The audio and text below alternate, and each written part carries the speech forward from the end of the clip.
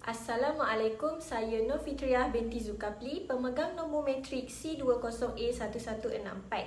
Hari ini saya akan membentangkan kajian dilapidasi ke atas wakaf Kampung Badak Bacok, Kelantan mengenai faktor-faktor kerosakan yang terdapat pada wakaf tersebut. Antara faktor kerosakan yang terdapat pada pelan lantai adalah kesan kotoran yang disebabkan oleh kegiatan manusia. Faktor kedua adalah bahagian simen lantai yang tertanggal disebabkan oleh kualiti pembinaan yang rendah dan struktur tanah yang mendap. Faktor kerosakan ketiga adalah lantai wakaf merekah disebabkan oleh keadaan tanah dan bebanan struktur bahan binaan yang digunakan. Kemudian, faktor keempat adalah berlakunya retakan yang disebabkan oleh struktur tanah lalu mengakibatkan tumbuhan liar tumbuh pada ruangan retakan tersebut. Dan faktor yang terakhir adalah retakan yang disebabkan oleh kualiti pembinaan yang rendah lalu menyebabkan tumbuhan liar pada kawasan tersebut berlaku. Dan pemendapan yang disebabkan oleh faktor graviti tanah pada kawasan wakaf. Seterusnya, antara faktor kerosakan yang terdapat pada pelan bumbung adalah kebocoran yang disebabkan oleh keretakan pada bahagian bumbung yang berpunca daripada faktor iklim mahupun serangan serangga perosak. Faktor kedua adalah terdapat sebahagian daripada komponen bumbung mereput disebabkan oleh serangan serangga perosak seperti anak-anak. Faktor ketiga adalah komponen bumbung yang tertanggal berpunca daripada pereputan yang disebabkan oleh anak-anak. Kerosakan keempat adalah berpunca daripada faktor iklim seperti ribut yang telah menyebabkan sebahagian daripada komponen bumbung wakaf hilang.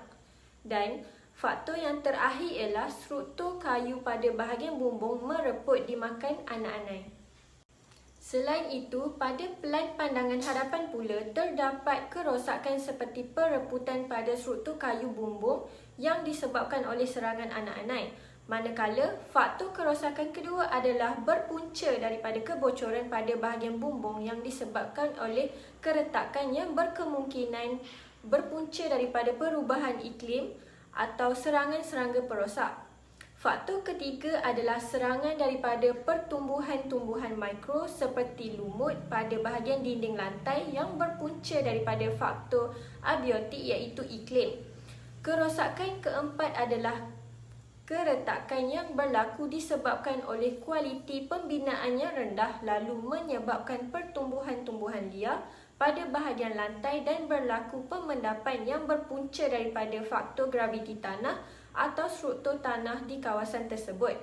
Dan faktor kerosakan yang terakhir adalah terdapat komponen bumbung yang hilang disebabkan oleh faktor iklim seperti ribut. Akhir sekali, faktor kerosakan yang terdapat pada pelan pandangan sisi wakaf adalah rekahan yang berpunca daripada keadaan tanah dan bebanan struktur bahan binaan. Manakala, faktor kedua adalah terdapatnya komponen bumbung yang tertanggal disebabkan oleh pereputan yang berpunca daripada anak-anak.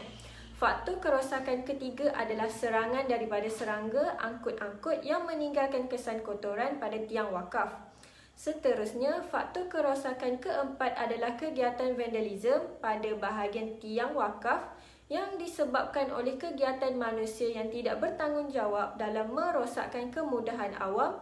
Dan faktor yang terakhir adalah berlakunya retakan yang disebabkan oleh struktur tanah lalu mengakibatkan tumbuhan liar tumbuh pada bahagian lantai. Itu sahaja daripada saya. Sekian, terima kasih.